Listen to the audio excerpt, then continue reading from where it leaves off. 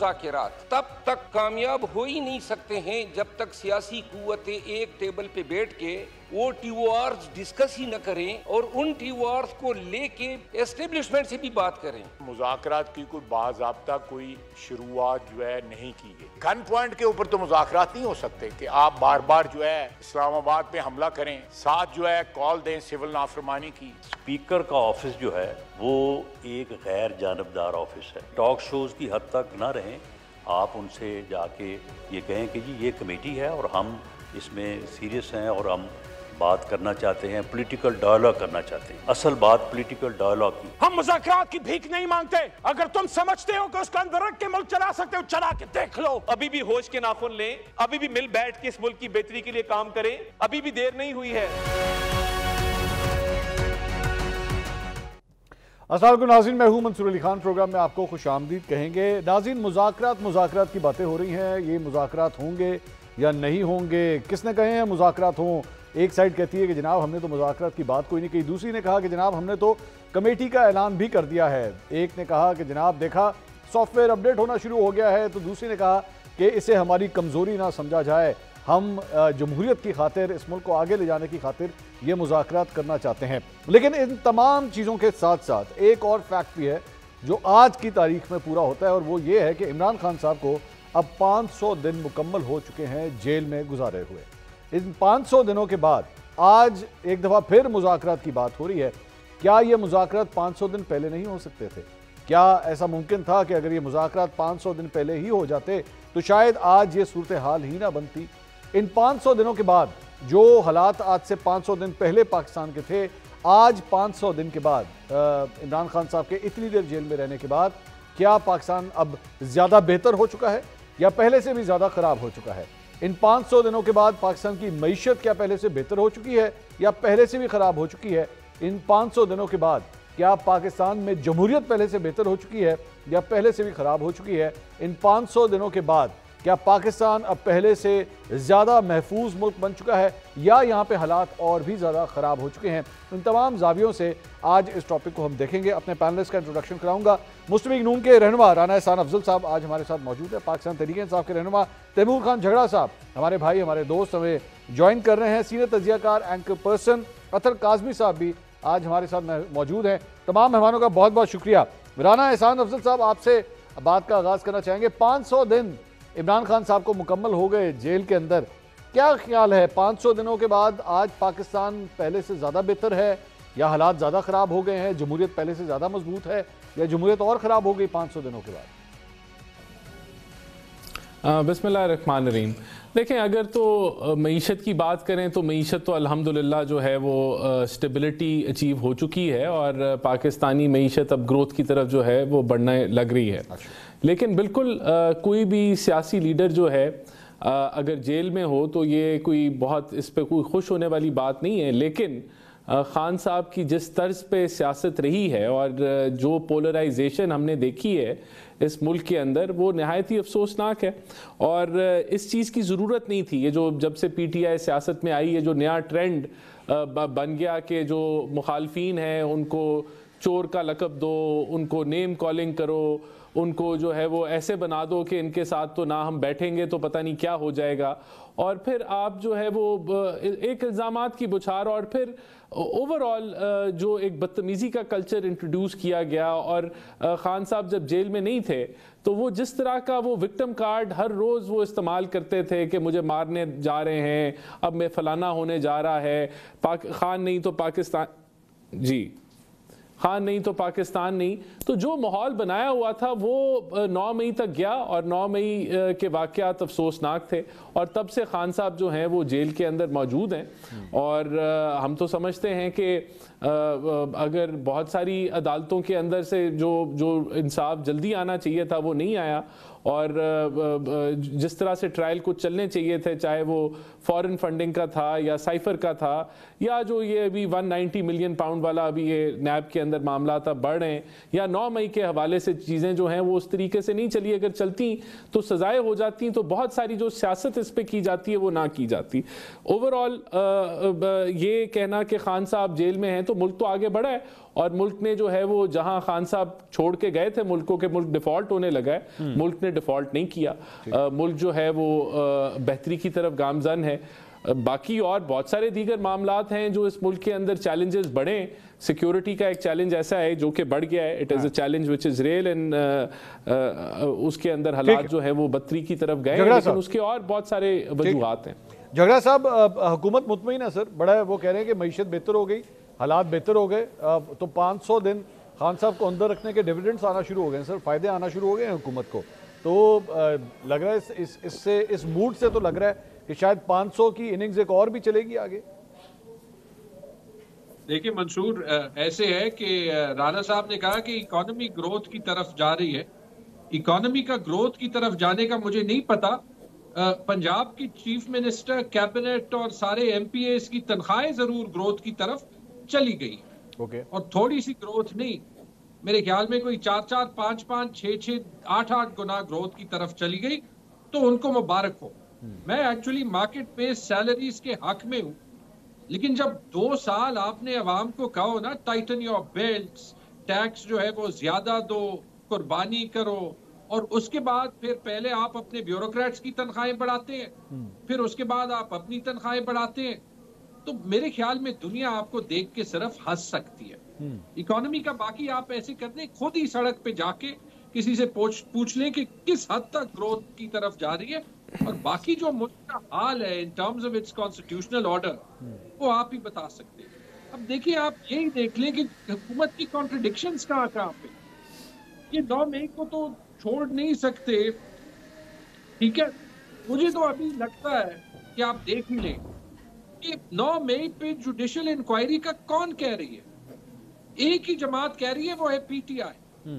अब वही चीज आप 26 नवंबर को देख लें, जहां पे जो है वो पीटीआई पे गलत बयानी का इल्जाम लगा के, remember it is the government of the day जो कह रही है कि एक गोली नहीं चली। मेरे ख्याल में अभी तो ये लोग भी जो है वो सेमी पब्लिकली मानना शुरू हो गए हैं कि हाँ, ये 12 जो लाशें हैं ये वहां पे गिरी है, लेकिन राइट। तो अगर हुकूमत का इनिशियल बयानिया, उसकी मीडिया की कवरेज, उसकी हॉस्पिटल में कवर अप जो है वो फैक्ट्स हो, एस्टैब्लिश फैक्ट्स हो, मेरे ख्याल में ये भी वो इवेंट है जो कि एक इन्वेस्टिगेशन इंडिपेंडेंट मांगता है। तीसरी ले ले इलेक्शन की बात, यही 3 मुतालबे हैं ना। अगर इलेक्शन में आप सही जीते हैं, अगर जो आपने अपने ही व्लॉग्स पे मुख्तलिफ लोगों के साथ जो देखा था वो सही नहीं था, तो फिर छुपाने का क्या। इन तीनों में जुडिशियल इंक्वायरीज भी बिठा दें, और मैं तो कहता हूँ 2-2, 3-3 इंडिपेंडेंट ऑब्जर्वर्स बाहर की दुनिया से भी ले आए, क्योंकि आप तो कभी झूठ ही नहीं बोलते। और पाकिस्तान में तो दूध और शहद की नदियां बह रही हैं। अतर काज़मी साहब, आपसे जानना चाहूंगा सर, ये 500 दिन का ये जो पूरी कैद है अब तक खान साहब की जो अंदर रही है, उसके बाद आप क्या देख रहे हैं मुल्क को? क्या कुछ वो राणा साहब फरमा रहे हैं मुल्क बहुत बेहतर हो गया है, मईशत बेहतर हो गई है, हालात बेहतर हो गए हैं, कोई रौला रप्पा अब नहीं है, कोई मसला मसाइल नहीं है, जमहूरियत भी बड़े खूबसूरत तरीके से आगे चलना शुरू हो गई है? जी, इंतहाई खूबसूरती से जमहूरियत चल रही है और पूरी दुनिया देख रही है। 500 दिन तो खान साहब के हैं, उससे पहले का भी तसलसल है। आप देख लें, क्या इस वक्त मुल्क में कोई इन्वेस्टमेंट ज़्यादा आ रही है, मुल्क के जो आम लोग हैं क्या उनकी ज़िंदगियों में बेहतरी आई है। और ये निज़ाम, ये जो जमहूरी निज़ाम है, जो हमारी पार्लियामेंट है, हमारे हुक्मरान हैं, क्या ये सारी चीज़ें इस वक्त आवाम के अंदर मकबूल हैं, या फिर इस निज़ाम के ऊपर क्वेश्चंस उठ रहे हैं? आज देख लें मंसूर साहब, हालत ये हो चुकी है कि कच्चे का एक डाकू था शायद लुंड, उसने आके यूट्यूब पे वीडियो बनानी शुरू की तो आवाम ने उसको सुनना शुरू कर दिया। वो पिछले दिनों कहीं मारा गया है तो उसके हक में लोग वीडियोस बना रहे थे। ये इसी हुकूमत की जो कारकर्दगी है, ये उसी का शाखसाना है कि आज कच्चे का डाकू जो है वो पक्के के बहुत सारे मोतबर लोगों के मुकाबले में ज़्यादा मोजिज़ नज़र आ रहा था लोगों को। तो लोग क्यों इस तरीके से सोच रहे हैं? आप नौजवानों को देख लें, आप सोशल मीडिया पे देख लें, कहीं पे भी आपको सुकून नज़र नहीं आएगा, कहीं पे भी आपको कोई ऐसा बयानिया नज़र नहीं आएगा जिससे ये तासुर मिले कि जो हुकूमती इक़दामात हैं उनकी तायद हासिल है आवाम को। ये इलेक्शन से ये सिलसिला शुरू हुआ था, आपको पता है फॉर्म 45-47 की बहस हमारे सामने है, और उसके बाद मसलसल हर चीज़ को बिल्डोज करने की ख्वाहिश कि इस तरीके से हमने चीज़ों को चलाना है। फिर 26वीं आइनी तरमीम में हमने देखा कि इन्होंने एक तरह से अदलिया को भी इंतज़ामिया के मातहत कर दिया।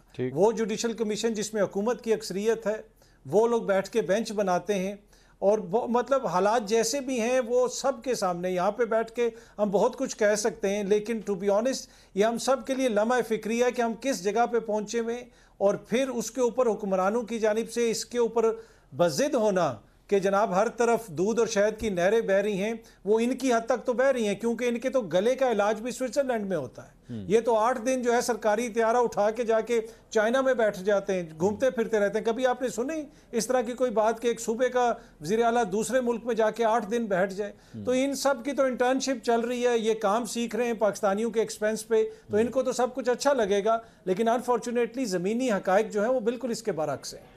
ये राना साहब बड़े सवेर एलिगेशंस है सर। वाकई मैं अब अगर फोकस उसका उठा के देखें, चाहे अदलिया हो, चाहे सियासी जमातों का एहतजाज करने का हक हो, आज़ादी इजहार हो, या जिस तरह अभी पंजाब असम्बली में तनख्वाहें बढ़ा दी गई हों, ये आपकी हुकूमत की परफॉर्मेंस इन 500 दिनों में से, मतलब 500 दिन के सारे तो नहीं है, अभी तो पहला साल मुकम्मल होने जा रहा है, लेकिन ये कुछ सेटिस्फैक्ट्री परफॉर्मेंस तो नहीं है राना साहब? नहीं, देखें, मेरे ख्याल से हम बजाय के दिल का गुबार निकालें, हमें हकायक पे मबनी रहना चाहिए। और हकायक क्या हैं? हकायक ये हैं कि जो इन्फ्लेशन है वो 5% से नीचे आ चुकी है, और ये कब था? आखिरी 2018 के अंदर इन्फ्लेशन जो है इस लेवल के ऊपर थी। आप स्टॉक मार्केट को देखें तो वो इन्वेस्टर का कॉन्फिडेंस आपको बता रहा है। मैं मुकम्मल कर लेंगे ना मुझे सर, ये जो 5% नहीं, एक पॉइंट, अच्छा मैं आपको मौका दूंगा, हम पॉइंट टू पॉइंट चलते हैं ताकि उस पर बात कर सकें। सर, इसमें जो 5% की आप इन्फ्लेशन रेट की बात करते हैं, आप माशाल्लाह आई नो इकोनॉमी को आप इतना बेहतर जानते हैं, हमारे दोनों जो पैनलिस्ट और मौजूद हैं वो भी इतना जानते हैं, लोगों को बताते क्यों नहीं है कि 2023 का जो बेस इफेक्ट है वो इतना ज्यादा है जिसकी वजह से आज आपको 5% लग रहा है? ये है असल रीजन इस 5%। देखें, नहीं देखें, बात ये कि हम 38-40% पे भी तो बैठे थे ना, तब तो बेस इफेक्ट नहीं था ना, हम एक क्राइसिस में थे, मुल्क डिफॉल्ट की बातें हो रही थी, आज वो सिंगल डिजिट पे आया हुआ है। हम तो आगे भी ये मुसलसल कमी की तरफ है ना। सूद की शरह आपकी 13% के ऊपर आ गई है। स्टॉक मार्केट का जो इन्वेस्टर है वो बता रहा है कि उसको नजर आ रहा है कि आने वाले दिनों में बेहतरी है। आप एक्सपोर्ट्स को देख लें, एक्सपोर्ट्स जो हैं वो बढ़ रही हैं, आपकी टेक्सटाइल एक्सपोर्ट्स बढ़ रही हैं, आईटी एक्सपोर्ट्स में अप्रॉक्सीमेटली 40% इजाफा है, आपकी रेमिटेंसेस बढ़ रही हैं, करंट अकाउंट सरप्लस आपका उस लेवल पे जो 2015 में था आखिरी दफा। तो ओवरऑल आपकी इकोनॉमी की स्टेबिलिटी रीच हो गई है। अब आपने कहा सरमायाकारी कहाँ, सरमायाकारी भी इंशाल्लाह ताला हमारी अजरी सरमायाकारी हमें नजर आ रही है कि अगले 12, तो मुल्क क्राइसिस से निकल चुका है, ये हो चुका है। आप देखें, मायूसी फैलाने वाले जो लोग हैं उन्होंने मायूसी फैलानी है, लेकिन आपको एक इशारिया मैक्रो इकोनॉमिक इंडिकेटर बता रहा है कि मुल्क की मईशत बेहतरी में है। और देखें, बात यह है कि खान साहब जेल में हो या बाहर हो, जब वो बाहर थे तो वो क्या कर रहे थे? मायूसी फैला रहे थे। मेरी ख्वाहिश नहीं है कि वो जेल में रहें। अगर उन्होंने वो ऐसे काम किए उनको जेल में होना चाहिए, और अगर वो बेगुनाह है तो उनको बाहर होना चाहिए। ये मैटर नहीं करता, मैटर ये करता है कि मुल्क आगे बेहतरी की तरफ पे राना साहब, मैटर ये करता है राना साहब यहाँ पे जो सियासतदान जेल में जाते हैं, आप ट्रूली बिलीव करते हैं एज ए पॉलिटिशियन, आप बिलीव करते हैं कि पाकिस्तान में सियासतदान जो जेल में जाते हैं वो अपने कर्मों की वजह से जाते हैं, या अपनी मामला सेट नहीं होते तो उसकी वजह से जाते हैं, आप या सियासी वजूहात की वजह से जाते हैं? देखिए, आप खुद बताइए। मैं आपको बताता हूं, मैं समझता हूं कि बिल्कुल आपका ठीक है कि पाकिस्तान में जो अकाउंटेबिलिटी है वो तबाह हुई है, उसके ऊपर लोगों को एतमाद नहीं है। लेकिन इसके अंदर जो हमारा जुडिशल निज़ाम है, अगर आप ये कहें कि कोई सियासतदान ने, किसी ने कानून नहीं तोड़ा, या सियासतदान ने किसी ने जो है ऐसे काम नहीं किए कि उनको जेल में जाना चाहिए, तो ये भी गलत है। बिल्कुल किए सियासतदानों ने। मसला ये है कि हमारी जुडिशरी जो है वो किसी को सजा सुना ही नहीं सकती, अगर सुनाती है तो वो ओवरटर्न हो जाती है, या वो पॉलिटिकल मामलात होते हैं। लेकिन खान साहब, ये नवाज शरीफ साहब की बात कर रहे हैं आप? तो मैं आपको ओवरऑल नवाज शरीफ साहब के साथ तो जो है वो जो किया गया कि बेटे से तनख्वाह ना लेने पे निकाल दिया गया, और फिर किस तरह JITs बनी व्हाट्सएप के ऊपर, और किस तरीके से उनको जो है वो सजाएं दी गई, वो तो अब जो है वो पोल वो सियासी बुनियादों पे था। लेकिन खान साहब की अगर हम बात करें, वो सियासी बुनियादों पे था। नवाज शरीफ साहब को जो सजाएं वो सियासी बुनियादों पे। मैं अब आपको नहीं अब मैं नहीं, लेकिन आप आगे भी तो सुने ना। अब खान साहब का अगर 9 मई का वाकया है तो वो क्या किसी कौम से ढका छुपा है? क्या खान नहीं, पाकिस्तान नहीं के नारे नहीं लगे? अगर जो 26 नवंबर को जो पाकिस्तान में हुआ है, पुरतशद्दुद तरीन एहतजाज इन्होंने किया, 150 पुलिस वालों को जख्मी कर दिया, 40 गाड़ियां जला दी, पुलिस रेंजर्स को शहीद कर दिया, अपने लोगों को शहीद करा दिया सिर्फ इसलिए कि इनको लाशें चाहिए थी। तो ये चीजें जो हैं ये पहले हम भी सियासत कर रहे हैं। हमने तो शेल नहीं मारे पुलिस वालों पे, जब पीटीआई का दौर था हमें भी रोकते थे, कंटेनर लगाते थे। ये जो है वो नया ट्रेंड शुरू हो गया कि आप रियासत के वसाइल, सूबे के वसाइल इस्तेमाल करें और क्रेनों को उठा के जो वो कंटेनरों को उठा के साइड पे कर दें, आप सूबे के वसाइल इस्तेमाल करें और शेल मारें। तो ये चीजें, और जलाओ गिराओ करें गाड़ियों का, तो ये चीजें किसने इंट्रोड्यूस की हैं? ये जो नफरत की सियासत है कि हमने बैठना ही नहीं है, आपसे बात ही नहीं करनी क्योंकि आप चोर हैं। और अगर हमने आपसे बैठ के तो हमारी जो पूरी सियासत की बुनियाद, मुज़ाकरात कर लें, आप लोग कहते हैं नहीं, आप लोग सीरियस नहीं है। सीरियसली हमें कहें, वो किस तरह खत लिख के कहें, आपको क्या कहें, वो किस तरह किस तरीके से आपको ऑफर करें? नहीं देखें, अब बात यह है कि पुरतशद्दुद तरीन एहतजाज जो 26 नवंबर को हुआ, उसके बाद जो इन्होंने कॉल दी सिविल नाफरमानी की, जब इनको पता लग गया वो भी फ्लॉप होनी है और कोई इनके साथ नहीं खड़ा, तो अब ये मुज़ाकरात की बात ये कर रहे हैं कि मुज़ाकरात होने चाहिए। तो आज एक रास्ता दिखा दिया हमने मुज़ाकरात का। आज असेंबली के अंदर पॉजिटिव अच्छी बातें हुई हैं कि भाई आप टॉक शो पे तो बात करते हैं मुज़ाकरात का, आप ऑफिशियली अप्रोच तो करें, हमें नहीं करना तो आप स्पीकर को अप्रोच कर लें। तो ये रास्ता जो बॉल है वो हमने पीटीआई के कोर्ट में डाल दी है। झगड़ा साहब, देखते हैं ये क्या करते हैं। झगड़ा साहब, बड़ी गलतियां हैं सर आप लोगों की तरफ से। वो कह रहे हैं हम, आप नंबर्स भी शेयर कर दिए हैं सर, उन्होंने इन्फ्लेशन रेट बता दिया आपको। स्टॉक मार्केट ने आज कितना, हाँ 1,17,000 पॉइंट्स को टच किया है सर। स्टॉक मार्केट रिकॉर्ड पे रिकॉर्ड, हर हफ्ते रिकॉर्ड पे रिकॉर्ड बनाती जा रही है। आप कह रहे हैं सर मईशत आगे नहीं जा रही? सबसे पहले तो जो इन्होंने 26 नवंबर के वाक़ये को तारीख का पुरतशद्दुद तरीन एहतजाज दिखा दिया ना, कि जो महमूद अफ गजनवी और मोहम्मद गौरी की जो हिंद पे जो अटैक्स थे कि उससे ज्यादा बड़ा अटैक था, तो इसलिए तो ये फिर जुडिशल इंक्वायरी बिठा दे। और जो 9 मई पे भी ये फैक्ट्स कह रहे हैं तो बिठा दे, फिर मसला क्या है? इसका जवाब दे दे, मैं आपको इकोनॉमी। अच्छा, hold on, let's ask Rana साहब, बिठाएंगे राणा साहब, call out the bluff sir, call out the bluff sir. हम जुडिशल इंक्वायरी नहीं बिठाएंगे, हम कानूनी कार्रवाई करेंगे। और जब कानूनी कार्रवाई होती है तो अदालतों में मामला जाते हैं और अदालतों में जो है आपको एविडेंस देना पड़ता है, और हम देंगे एविडेंस। और आप इस दफा देखेंगे कि जिस तरह पहले थकी हुई प्रोसिक्यूशन होती थी उस तरह नहीं होगा मामला। सीसीटीवी सब कुछ दिखा के जो है वो लोगों को सजाएं दी जाएंगी। जी, जवाब दूं जी प्लीज? जी, go it sir, go it जी। मई का केस था पेशावर का, जो ये आइडेंटिफाई करते, जिसमें 6 वर्कर्स शहीद हुए थे। उसमें सारे जो है वो ये कह रहे हैं अदालती कार्रवाई की, सबको बरी कर दिया। अब बताएं जी राणा साहब, उनके कारकुन तो बरी हो रहे हैं सर। नहीं देखें, जो लोग यहाँ इधर जो हैं वो काफ़ी लोग यहाँ गिरफ्तार हैं, उनके ऊपर एफआईआरें कट चुकी हैं और उनके ऊपर कानूनी कार्रवाई हो रही है। वो लोग हैं जिन्होंने शेल मारे, वो लोग हैं जिन्होंने गाड़ियों का जलाओ घिराव किया, जिन्होंने पत्थर मारे, जिन्होंने शहीद किया पुलिस वालों को, जो आइडेंटिफाई हो रहे हैं वायलेंस के अंदर। हम तो उन पे कानूनी कार्रवाई कर रहे हैं और एविडेंस जो है अदालतों में पेश करेंगे। मुझे नहीं पता ये किन 6 की बात कर रहे हैं। बहरहाल ये जितने भी लोग इस वायलेंट प्रोटेस्ट के अंदर शामिल थे उनके खिलाफ कानूनी कार्रवाई होगी और शवाहिद के साथ होगी। झगड़ा साहब, जब ये मैं 9 मई के केस की बात कर रहा था, ये जवाब नहीं दे सकते। अब मैं इस पे चला जाता हूं जो आपने इकोनॉमी का कहा। एक बात मैं भी मान लेता हूं, अतर साहब ने भी कहा, आपने भी कहा कि कोई इन्वेस्टमेंट नहीं आई।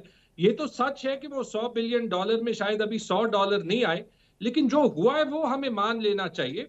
प्राइम मिनिस्टर साहब जो है वो सारी मुल्क की लीडरशिप के साथ जरूर गए थे और सऊदी अरेबिया का एक चिकन की दुकान है, वो चिकन चेन है बड़ी, वहां पे अच्छी चिकन वहां पे बनती है, अलबैक चिकन। उनके साथ इन्होंने MOU जो है वो जरूर साइन कर दिया। तो मेरे ख्याल में अगर हम देखें कि कुछ ग्रीन शूट्स भी है ना, तो इंशाल्लाह जिस दिन अलबैक चिकन आ जाएगा तो मैं जरूर कहूंगा कि शहबाज शरीफ साहब और साथ राना एहसान साहब जरूर वहां पे जाके और उनका जो प्रेशर फ्राइड चिकन है वो ले आए, क्योंकि अगर ये KFC वेएफसी आते हैं, लेकिन ये तो जो है वो वेस्टर्न चेन्स है, लेकिन इस रेट पे शायद $100 अरब जो है वो अगले 1000 साल में भी ना आए, अगर ये इन्वेस्टमेंट अतर काज़मी साहब और उसकी वैसे जी अतर काज़मी साहब ये सर ये अतर काज़मी साहब 1,17,000 पॉइंट्स के ऊपर स्टॉक मार्केट चली गई सर, ऐवी तो नहीं चली गई, कोई इन्वेस्टर्स आखिर कॉन्फिडेंस शो कर रहे हैं, वो देख रहे हैं तो उसके बाद ही गई है ना सर, या आपके ख्याल में सट्टा खेला जा रहा है वहां पे? देखें, टू बी ऑनेस्ट मुझे तो नहीं पता, मेरा इतना नॉलेज नहीं है, पर मुझे ये लगता है कि हम पाकिस्तानी बहुत पीछे रह गए और स्टॉक मार्केट बहुत आगे निकल गई है। उसको शायद हमारा ख्याल भी नहीं रहा कि हम किस हालत में हैं, हम पे क्या बीत रही है। तो इस वक्त तो कुछ लोग तो ये कह रहे हैं कि वो इतनी आगे निकल गई है कि हमारा उनसे राब्ता भी मुमकिन नहीं है साहब। तो इशू ये है कि ऐसे तो ना करें, अगर स्टॉक मार्केट ऊपर गई है तो उसका कुछ पॉजिटिव कह दें, इतनी मजबूरी तो नहीं है राना साहब। मैं वो तो इतना ऊपर चली गई है कि मैं तो जब से इधर बैठा हूं मैं इस तरह देख रहा था कि कहीं शायद मुझे नजर आ जाए कि वो कितनी ऊपर गई हुई है। पर प्रॉब्लम ये है कि देखिए अच्छी बात है ऊपर गई है, पर क्या उससे क्या नहीं मैं तो ये अर्ज कर रहा हूं कि देखिए अतर भाई मैं माजरत सर अतर भाई एक मिनट इंटरसेप्ट करने की। सर हुकूमत का ये गिला है कि जी जो नंबर्स हमारे हक के होते हैं, जो हमारी बेचने वाली चीजें होती हैं, वो आप लोग उसमें से भी कीड़े निकाल देते हैं। उसे तो एक्सेप्ट कर ले कि हाँ जी ये वाले नंबर इनके अच्छे हैं, वो वाले नंबर खराब हैं, हम उसमें भी बात करेंगे, लेकिन ये वाले नंबर तो अच्छे हैं। देखिए अगर कोई चीज़ बेहतर आ रही है, कोई चीज़ बेहतर हो रही है, तो वो नंबर्स अवाम को सामने नजर आ जाते हैं, अवाम उसको फील करती है, अवाम को नजर आता है। यहाँ पे महंगाई कम होने की बात होती है, महंगाई बढ़ने की शरह कम हो। जी मैं देख रहा हूँ राना साहब, मैं आपकी अतर भाई ये मेरी खास नजर है अतर और भाई मुझे पता है आपकी अतर भाई ये 1,17,000 पॉइंट की स्टॉक मार्केट को किस तरह महसूस किया जाए, ये बताइए, किस तरह महसूस करते हैं इतनी बड़ी स्टॉक मार्केट को? ये जी मेरे ख्याल में एग्जैक्टली आप उसी स्टॉक मार्केट के बाहर खड़े हो जाए और वहां पे कोई बंदा किराने से ग्रोसरी करने आया हो ना, उससे पूछें तो वो आपको तमाम महसूसमेंट बताएगा कि वो कैसा महसूस कर रहा है ये जो स्टॉक मार्केट इतनी ऊपर चली गई है। मसला ये है कि अंडा जो पिछले साल था वो इस साल क्या सस्ता हो गया है, जो पाकिस्तान के लोगों का लिविंग स्टैंडर्ड है वो ऊपर बढ़ गया है। एशियाई तरक्याती बैंक से हमने कुछ करोड़ डॉलर जो है वो लिए हैं कि गरीब खानदानों की हमने मदद करनी है। तो इस मईशत के जो सम्राट हैं वो पंजाब असेंबली की हद तक तो हमें नजर आ रहे हैं। स्पीकर साहब की तनख्वाह बढ़ गई, वुज़रा की तनख्वाह बढ़ गई, जो हमारी शराफिया है उसके लिए नई गाड़ियां ली जाती हैं, लेकिन आम बंदे को वो सम्राट नजर नहीं आ रहे। ये एक चीज है जिसके ऊपर आम बंदा क्वेश्चन करता है कि भाई अगर मईशत इतनी बेहतर होगी है और दावे जो इन्होंने किए थे, असल में हम इनको जज करते हैं इनके जो स्टैंडर्ड से, जो इन्होंने दावे किए थे कि इतने अरब डॉलर की इन्वेस्टमेंट आएगी, इतना ये होगा वो होगा, और अभी फिर वो जिस तरह झगड़ा साहब ने बताया कि वो कोई चिकन की शॉप आ रही है जहां पे पाकिस्तानी अपना पैसा लगाएंगे और चिकन खरीद के खाएंगे, तो ये तो कोई इन्वेस्टमेंट ना हुई। इन्वेस्टमेंट तो वो हम सोच रहे थे कि जिस तरह जरदारी साहब ने कहा था कि उनके पास फार्मूला है, कोई 100 अरब डॉलर की इन्वेस्टमेंट आ सकती है। तो अनफॉर्चुनेटली जो ज़मीन पे चीज़ें हैं आम बंदा उसको फील नहीं कर रहा। हमारी ख्वाहिश है कि ये कामयाब हो, अगर इकॉनमी बेहतर होगी तो पाकिस्तान में बेहतरी आएगी, सारे पाकिस्तानी को उससे पाकिस्तानियों को रिलीफ मिलेगा, पर फॉर सम रीजन पाकिस्तानी को नजर नहीं आ रहा। अतर भाई अगर आप कंपैरिजन करें तो आज के जो मईशत के जो आज के हालात हैं ये ज्यादा बेहतर हैं या खान साहब की हुकूमत में आपके ख्याल में हालात जो है वो ज्यादा बेहतर थे, अगर आप एक कंपैरिजन करना चाहें तो?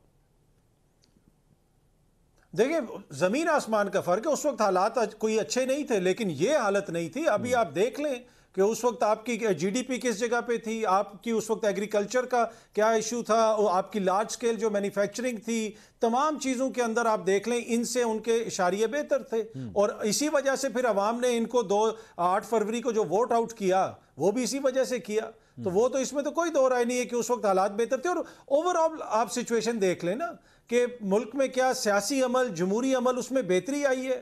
कहीं पे भी हमें बेहतरी नजर नहीं आ रही। आलमी सतह की जो रिपोर्ट्स आ रही हैं वो सबके सामने। ये आपने अच्छा किया, बहुत सारे चैलेंजेस हैं और कुछ चीज आलमी सतह का सर ये जो जिक्र किया बड़ा इंपॉर्टेंट। मैं राना साहब वैसे पूछना चाहूंगा, आपने पता नहीं रिसेंटली आपकी नजरों से गुजरा कि नहीं, ये अमरीकी आने वाले सदर डोनाल्ड ट्रंप के एलची हैं रिचर्ड ग्रेनेल, उन्होंने इमरान खान साहब के लिए एक दफ़ा नहीं 2 दफ़ा ट्वीट कर दिया। आज भी मेरे ख्याल में पिछले 24 घंटे में भी उन्होंने ट्वीट किया कि जी इमरान खान साहब को जो है वो रिहा करें, फ्री इमरान खान उन्होंने कहा। तो सर ये 500 दिन की जो हमने बातचीत शुरू की थी, ये जी अथर भाई आप कुछ कहना चाह रहे हैं, बोलें प्लीज़। मैं छोटी सी बात कह रहा हूँ, वो आप कह रहे हैं कि नज़र से गुजरा या नहीं गुजरा, ज़राए हमें बता रहे हैं कि बहुत सारी हुकूमती शख्सियात ने, इसलिए कि वो काफ़ी लेट नाइट था जब रिचर्ड ने ट्वीट की, तो कंबल से थोड़ा सा इन्होंने आंख बाहर निकाल के ट्वीट देखी और दोबारा कंबल मुंह पे डाल दिया ताकि जो है वो ज़्यादा महसूस ना हो। तो देख रहे ये सारे हैं, छुप छुप के देख रहे हैं जो रिचर्ड ग्रैनल कह रहा है। रे राना साहब आपने देखी वो, क्योंकि मैं ये जो 500 दिनों की बात कर रहा था, तो इस तरह से तो लग नहीं रहा फिर ये 500 दिन बहुत जल्दी ख़त्म हो जाएंगे, शायद ये 600 तक भी ना पहुंचे। फिर देखें, कुछ लोगों को बड़ी खुशी है कि रिचर्ड ग्रैनल ने ट्वीट की, अभी अतर साहब भी खुश हो रहे थे और पीटीआई वाले भी बड़े खुश हो रहे हैं। मैं समझता हूं कि राना साहब मैं तो आपकी ट्वीट पे भी खुश होता हूं। नहीं, लेकिन आपकी ये अभी वाली मुस्कुराहट नहीं आती ना जो अभी आई है। लेकिन बात ये है कि यही बात है कि अभी इनकी पीटीआई की उम्मीदें बहुत पुरुम्मीद हैं ये कि अमेरिका से कोई मसीहा आएगा और खान साहब को जेल से निकाल के इक़्तिदार के अंदर जो है वो पहुंचा देगा, और इसी उम्मीद पे हैं। ये देखें, ये बड़ी देर से इनकी काविश थी, इन्होंने बड़े पापड़ बेले इस काम के लिए कि कभी वो ऑक्सफोर्ड का इलेक्शन लड़ेंगे तो इंटरनेशनल प्रेशर पड़ेगा, लॉबियस्ट हायर किए कांग्रेस के अंदर, अब ये भी इनकी उम्मीद है। लेकिन मेरे ख्याल से पाकिस्तान जहां ये कहते थे कि एब्सोल्युटली नॉट, आज वहीं से जो है वो देख रहे हैं, ताक रहे हैं कि वहां से कोई इनकी जो है वो मदद को आ जाएगा और कोई इनको सपोर्ट मिल जाएगी। ये एक अलग सब्जेक्ट है हिपोक्रेसी का, जहां के हमारी बात आती है कि हम कोई टेंशन में हैं या हम कोई प्रेशर में हैं। तो देखें, बात ये है कि हमें कोई टेंशन नहीं है, हमें कोई प्रेशर नहीं है, पाकिस्तान का अपना आईन है। राना साहब एक मेरा सवाल सुनिएगा, आप ट्विटर पे मौजूद हैं, एक्स पे? जी जी मैं मौजूद हूँ। तो सर ये रिचर्ड ग्रैनल ने जो लिखा है फ्री इमरान खान, आप इसे कोट ट्वीट करके कहते हैं एब्सोल्युटली नॉट, लिखें इसको, जवाब दें आगे से।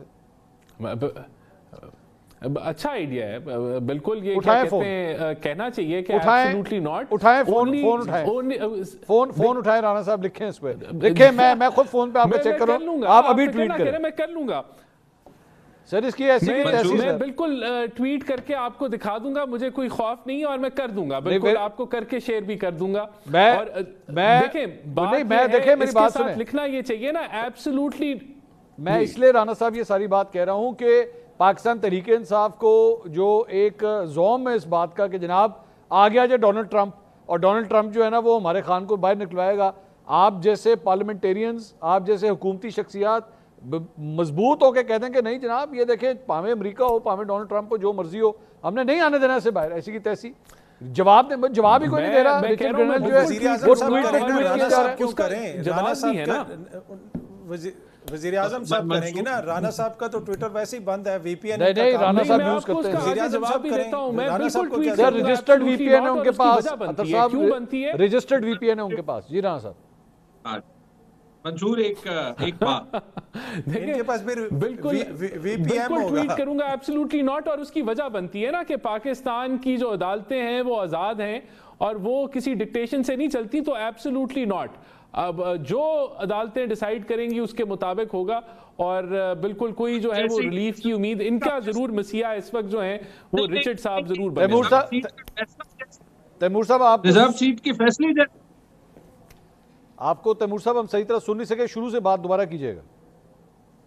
देखिए, वो राणा साहब इतने ओन गोल्स करते हैं, वो फिर बीच में बंदा भूल जाता है। लेकिन जो शायद सबसे जरूरी बात उन्होंने की, एब्सोल्युटली नॉट वाली, जो ये मैं सिर्फ इनको कहूंगा कि 2 चीजें इंश्योर करें।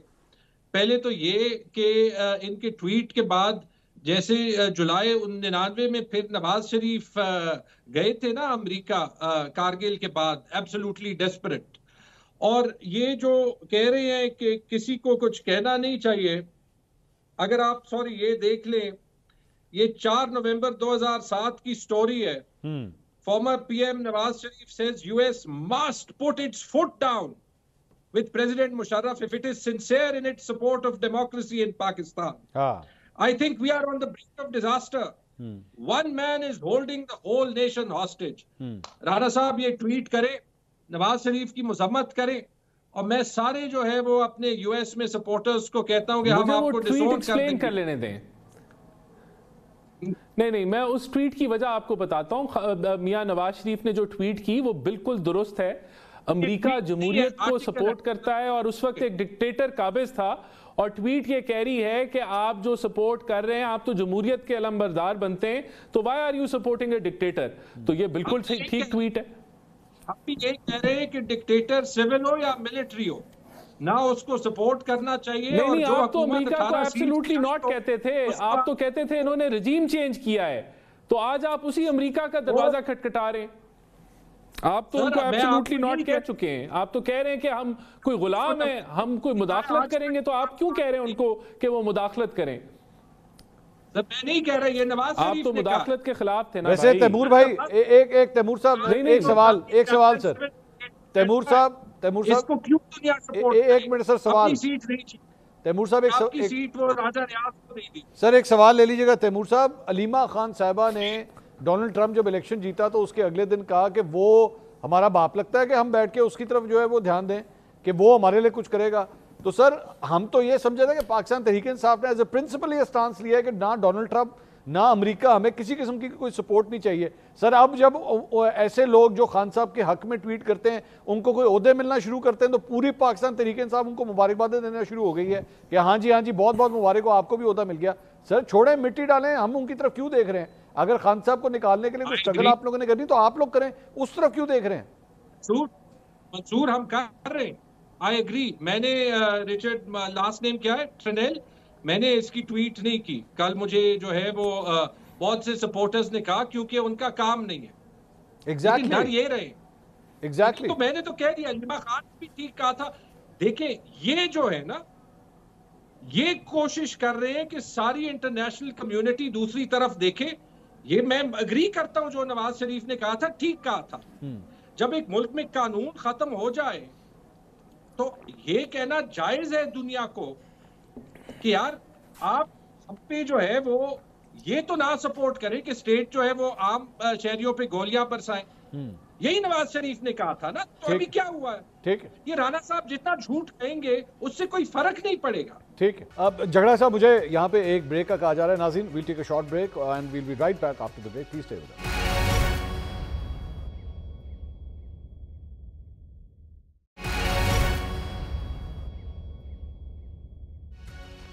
नाज़रीन, welcome back after the break. Imran Khan साहब के 500 दिन जेल के अंदर, इसी हवाले से हम गुफ्तगू करें। अतर काज़मी साहब से अगला सवाल करना चाहूंगा। सर ये बड़ी ट्रिकी ग्राउंड है सर, यहाँ पे अमेरिका की इन्वॉल्वमेंट किस हद तक हो सकती है? खान साहब की रिहाई के हवाले से या डोनाल्ड ट्रंप की इंतजामिया की किस हद तक इन्वॉल्वमेंट की इजाजत हो सकती है या बिल्कुल नहीं हो सकती?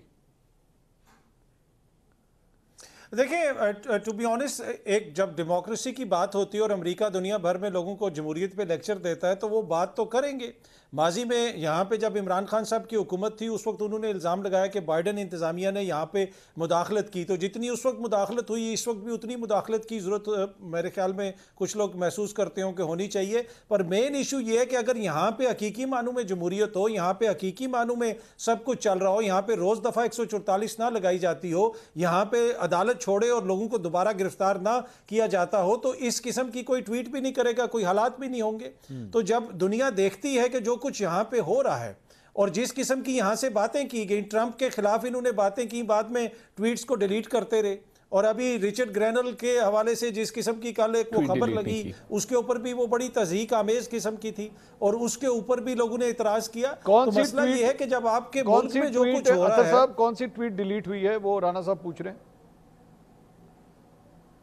नहीं, मैं खबर की बात कर रहा हूं। पहले जो एक खबर लगी थी जिस तरीके से उनकी जो सेक्सुअलिटी है उसको एक तरह से उभार के उसमें पेश किया गया, जिसके ऊपर लगता है उन्होंने ऑफेंस लिया, उसकी ज़रूरत नहीं थी। तो मसला रिचर्ड ग्रैनल या ट्रंप या कोई और नहीं है, इशू ये है जो पाकिस्तान के अंदर हो रहा है। यहाँ पे जो जमहूरियत के साथ हो रहा है, जमहूरियत के नाम पे जब तक ये होता रहेगा तो आवाज़ें तो आएंगी, हम दुनिया को उनके मुंह तो बंद नहीं कर सकते। और दूसरी बात ये है अतर भाई ये भी क्या हकीकत नहीं है कि अमेरिका एक्चुअली किसी भी मामले पे सपोर्ट या उसकी ऑपोजिशन वो अपने जाती मफादात को देखते हुए करता है, बेसिकली ह्यूमन राइट्स रिकॉर्ड को देखते हुए नहीं करता। और इसकी बड़ी वाज़ेह एग्जांपल इजराइल और फ़लस्तीन का इशू है। जिसके अंदर एक्चुअली अमेरिका अपनी पोजीशन जो है वो सिर्फ अपने मफादात के तहत उस इजरायली लॉबी को सपोर्ट करने की खातिर करता है। तो क्या ऐसे शख्स की सपोर्ट क्या इमरान खान साहब को या पीटीआई को चाहिए होगी? मसला इसमें दो चीज़ें हैं, एक अमेरिकन एडमिनिस्ट्रेशन की बात है, एक वहाँ के नुमाइंदों की बात है। जिस तरह कांग्रेस से जिस वक्त करारदाद आई तो बाइडन इंतजामिया ने तो उसको कंप्लीटली इग्नोर कर दिया। उन्होंने कहा कि हम इमरान खान साहब के हवाले से कोई बयान नहीं देंगे। इशू इस वक्त समझने की जरूरत यह है कि ट्रंप भी वहाँ पे अपने इदारों के खिलाफ, अपनी इस्टेब्लिशमेंट के खिलाफ, अपनी जो पॉलिटिकल इस्टेब्लिशमेंट है उससे लड़ के वो इंतखाब में आया है। अच्छा। और उसके साथ जो लोग हैं उनका एक सर्टन व्यू है, सर्टन व्यू है ट्रंप का। वो कहता है मैं गवर्नमेंट की स्पेंडिंग भी कम करूंगा, बहुत सारे लोगों को फारिग करूंगा, वजारत दिफा में भी बेहतरी लेके आऊंगा। तो वो एक उनका खास एक तरह का मौकिफ है। तो उसके ऊपर वो देखते हैं, चीजों को परखते हैं। सिविलियन बालादस्ती, लेकिन ये डोनाल्ड ट्रंप का भी अलग चीजें हैं। सिविलियन बालादस्ती डोनाल्ड ट्रंप का भी नारा है आपकी नजर में? मतलब कि वोट की इज्जत वाली वो बात करते वोट हैं को इज्जत दो। पाकिस्तान में तो जितनी रह गई है वो हमारे सामने है। ठीक है, वोट को इज्जत दो वाली वो उन्होंने नारा ले लिया। मियां साहब का नारा ट्रंप ने चोरी कर लिया। ये बुनियादी इसके ये राणा साहब आपकी तो फिर अमेरिकी शूट भी खुल रही है सर, अमेरिकी ब्रांच भी आपकी खुल रही है। डोनाल्ड ट्रंप भी वोट को इज्जत को दे रहा है जनाब। नहीं देखिए, बात जो है वो आपने यू हिट द नेल। बात बड़ी सिंपल है कि जो अमेरिका जो है ह्यूमन राइट्स और जमहूरियत की बात करता है वहाँ तो वो अंधा हो जाता है। जहाँ मुसलमानों का कत्ले आम हो रहा होता है, जहाँ इजराइल जो है वो बच्चों को के ऊपर बमबारी कर रहा होता है, लेकिन वही अमेरिका जो है उधर से ही उम्मीदें आप लगाई हुई हैं क्योंकि आपने वहाँ लॉबियस्ट हायर किए हुए हैं, आप वहाँ पैसा लगा रहे हैं। और ये वही अमेरिका है जिसको आप एब्सोल्युटली नॉट कहते थे, और ये वही आपका नारा है कि हम कोई गुलाम है। तो ये तो देखें, हर जो इनका हर अमल जो है उसके अंदर यू टर्न है, हिपोक्रेसी है, झूठ है, प्रोपेगेंडा है। इनका सारा साइफर से लेके सब कुछ जो है वो एक झूठा बयानिया। और आज भी इन्होंने कहा कि रियासत ने गोली मारी है, रियासत ने गोली नहीं चलाई। आप मुझे बताएं कि आपने कहा 300 लोग शहीद हो गए, किसी ने कहा 900 बंदा मर गया। आपने पूरी ये कैंपेन चलाई पाकिस्तान की दुनिया भर के अंदर। तो आप तो कहीं भी एहसास नहीं करते कि एक आप जिम्मेदार जमात हैं, आप कोई जिम्मेदार बात करें ताकि दुनिया देख रही है कि आप दुनिया में क्या मैसेजेस दे रहे हैं। राणा जानते पूछते हुए राणा साहब why don't you call out इसमें मंसूर भाई एक छोटी सी चीज, मंसूर भाई एक छोटी सी चीज, जब इमरान खान साहब को अमेरिका के साथ इशू था, इमरान खान साहब को अमेरिका के साथ इशू था तो उन्होंने उनके सफीर को बुला के डी मार्च कर दिया था। तो अब फलस्तीन के ऊपर इस हुकूमत को इतना इशू है, अमेरिका आप समझते हैं कि इसराइल की मदद कर रहा है, कल बुलाएं सुबह उसके सफीर को डी मार्च कर दें। कोई किसने आपको रोका? आप इक्तदार में प्रिंसिपल स्टैंस लें, आप लोग वो करें डी मार्च उसके सफीर को कि भाई तुम्हारी हुकूमत का जो रवैया है वो रोज कोई ना कोई करारदाद कर देते हैं। इसका जवाब ये है कि दुनिया में, मैं सुन लेना, जवाब सुन लें, दुनिया के अंदर कोई ऐसा प्लेटफॉर्म नहीं है जहां प्राइम मिनिस्टर शहबाज शरीफ या ये हुकूमत ने फ़लस्तीन के लिए आवाज़ बुलंद ना की हो। यूनाइटेड स्टेट्स हो, OIC हो, कतर हो, अमेरिका हो, हर जगह हमने कॉल आउट किया है। हमने इजरायली जबर को कॉल आउट किया है और जो लोग उसको सपोर्ट करते हैं उनको कॉल आउट किया है, और जिन्होंने आंखें बंद की हुई है हमने उनको कॉल आउट किया है। तो जितना हमने फ़लस्तीन, गाजा के और लेबनान के कॉज को हमने उठाया है इंटरनेशनली, और ये रिकॉर्ड का हिस्सा है कि मेरे ख्याल से किसी ने भी इस हद तक वो नहीं गया होगा मुसलमान। तैमूर साहब कुछ कहना चाह रहे हैं जितना PMLN या शहबाज शरीफ ने इस कॉज को उठाया। तैमूर साहब की बात सुनिए। जी तैमूर साहब, गो अहेड। इंटरनेशनली का मुझे नहीं पता, लेकिन पाकिस्तान में जहां जहां फलस्तीन के लिए जलसा हुआ है इन्होंने क्रैक डाउन किया है, इंक्लूडिंग डी चौक पे जब सेनेटर मुश्ताक कर रहे हैं। ठीक है, तो वो तो सर वो कहते हैं कि डी हमने तो एड भी भिजवाई है। अभी सीरिया के अंदर भी जो है हर लिहाज से इस हुकूमत ने हमेशा सपोर्ट किया है, वर्कर्स भेजें, डॉक्टर्स भेजें, हर लिहाज से जो है वो इस गवर्नमेंट ने कहीं कसर नहीं छोड़ी जिस हद तक हम कर सकते थे। झगड़ा साहब, ऐसे झगड़ा साहब इसके ऊपर, गजा के ऊपर, फलस्तीन के ऊपर हुकूमत ने एक ऑल पार्टीज कॉन्फ्रेंस भी बुलाई थी, लेकिन आप सारी जमातें गई, आपकी जमात ने उसका बॉयकॉट किया था, आप लोग नहीं गए थे। मंजूर, जब स्पिरिट होता है तो वो हो जाता है। मैंने आपको कह दिया ना, देखिए पहली चीज, जब आपके पास दलाइल ना हो तो लंबे जवाब से दलाइल नहीं बनते। अगर आप पाकिस्तानियों को फलस्तीन का झंडा उठाने नहीं देते, आई एम सॉरी, फिर और बात जो है वो ना करें। अगर आप PTI को टेररिस्ट जमात एक्चुअली समझते हैं तो फिर मैं आपकी जगह होता तो मैं PTI के किसी बंदे के साथ बैठता ही नहीं। अच्छा, बयानिया आप बनाते हैं। लास्ट टाइम जब यूएस कांग्रेस में वो करारदाद अप्रूव हुई थी ना, तो राणा साहब ही बैठे थे और मेरे ख्याल में इनको कोई लिस्ट दी गई थी, बड़ी जबरदस्त रिसर्च की थी। फलाना जो है वो प्रो LGBTQ है, फलाना जो है उसने इंडिया के हक में करारदाद सपोर्ट किया है, फलाना ने जो है वो ये किया है। मतलब एक हद थी। यही जो है वो कल इन पे बैकफायर हुआ है ना। हमें ना रिचर्ड ग्रेनेल से कुछ है, ना डोनाल्ड ट्रंप से कुछ है। हाँ, जैसे नवाज शरीफ ने कहा था that the world should not support the destruction of democracy in Pakistan, उसी बात पे कायम रहे। वो जो जैसे अतर ने कहा, यही कहा जा रहा है ट्रंप को पाकिस्तानी अमेरिकन कम्युनिटी कह रही है। इसका छोटा सा जवाब सुन लीजिएगा। जी राणा साहब, गो अहेड। एक और देखें, जमहूरियत के अंदर 9 मई नहीं होता, जमहूरियत के अंदर खान नहीं तो पाकिस्तान नहीं होता। जमहूरियत में 26 नवंबर में जो आपने जलाओ घेराव किया, हम भी जमहूरी जमात हैं, हमने तो आज तक शेल नहीं मारे पुलिस वालों को, या हमने जो है कभी भी गाड़ियां नहीं जलाई। ये काम जमहूरियत में नहीं होता। जमहूरियत में ऑपोजिशन हुकूमत एक दूसरे को गालम गलोच होती है, तो ये नहीं होता कि वो मुल्की मफाद में ना बैठे। आप तो जो है जब हुकूमत में थे तब भी नहीं बैठते थे ऑपोजिशन के साथ, अभी भी आप एस्टैब्लिशमेंट से बात करना चाहते हैं। ये भी अभी जो बैठने की बातचीत आप ये कर रहे हैं, वो भी अंडर थ्रेट किया आपने कि हम सिविल नाफरमानी करेंगे, हम संजरानी नहीं, हम डी चौक आएंगे। तो ये आपका एक जो वायलेंस और जो पोलराइजेशन आपने फैलाई है, वो जमहूरियत का हुस्न नहीं है, और ना आप जमहूरी जमात हैं। आपका जब आप इक्तदार में थे तो तब भी आप तो शफकत का हाथ रखवाते थे अपने सर पे, उनको बाप का दर्जा दिया हुआ था आप लोगों ने, आप नैपी चेंज कराते थे। तो जमहूरियत की जब आप बात करते हैं तो अच्छी नहीं लगती। झगड़ा साहब बड़े सीरियस जवाब। जी गो अहेड सर, बड़े सीरियस एलिगेशंस सर, ये बहुत सीरियस एलिगेशंस। जमहूरियत का डेफिनेशन ये है कि अवाम जिसको वोट दे ना, वो उनकी नुमाइंदगी करे, उस क्राइटेरिया को मीट करते। 2018 में तो ये नहीं हुआ था, आप नाफिज किए गए थे। 2018 तो रिग तरीन इलेक्शन था पाकिस्तान की तारीख का, और बाजवा और उस वक्त के चीफ जस्टिस की प्लानिंग थी पीटीआई को लाना। दोबारा बोलिएगा, एक मिनट सर, एक मिनट, क्या दोबारा बोलिएगा, किसकी प्लानिंग थी सर, किसकी? उस वक्त की एस्टैब्लिशमेंट, उस वक्त की एस्टैब्लिशमेंट और उस वक्त की जुडिशरी ने राह हमवार की। नाम लीजिएगा, अभी नाम लिया था आपने, नाम लीजिएगा। बाजवा साहब बिल्कुल वो सियासत में मुलव्विस थे, उसका एतराफ उन्होंने खुद किया है। अच्छा, एज ए चीफ उन्होंने किया है इस चीज का एतराफ कि हम सियासत में पहले मुदाखलत कर रहे थे। अच्छा। हमें उसका नुकसान हुआ है, मुल्क को नुकसान हुआ है, अब हमें नहीं करना चाहिए। तो आप लोग ले रहे हैं एक्शन उनके खिलाफ? अब देखें, अब इसके ऊपर होना चाहिए एक्शन, बिल्कुल होना चाहिए। जिन लोगों ने जो है वो एक के खिलाफ तो एक्शन हो रहा है जिसने सियासी मुदाखलत की है, तो क्या पता उनके भी हो जाए आगे। किसकी बात करें, किसके अगेंस्ट हो रहा है? फैज हमीद के ऊपर। तो जनरल फैज के अगेंस्ट हो रहा है। अभी आपने बाजवा साहब का नाम लिया, तो जाहिर बात है लोग सवाल करेंगे ना, उनके खिलाफ क्यों नहीं? देखें, ये भी चीजें आगे जाके हो सकता है हो जाए, इसका मैं क्या कह सकता हूँ, लेकिन ये तो आप हुकूमत है ना राणा साहब, आप तो हुकूमत है, आपने तो फैसला करना है ना सर। ये तो आपने तो करना, किसी और ने तो नहीं करना। इंडोनेशिया की हुकूमत तो नहीं आएगी उनके खिलाफ एक्शन लेने के लिए, आप ही करेंगे।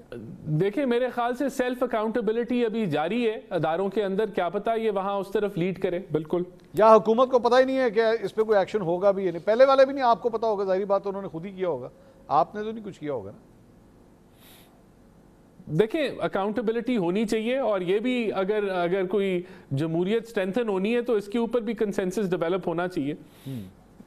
झगड़ा साहब तो मेरे ख्याल में इस मामले में क्लियर है, क्योंकि झगड़ा साहब आप तो समझते हैं ना कि जनरल बाजवा के अगेंस्ट भी एक्शन होना चाहिए, आपकी तो यही राय है?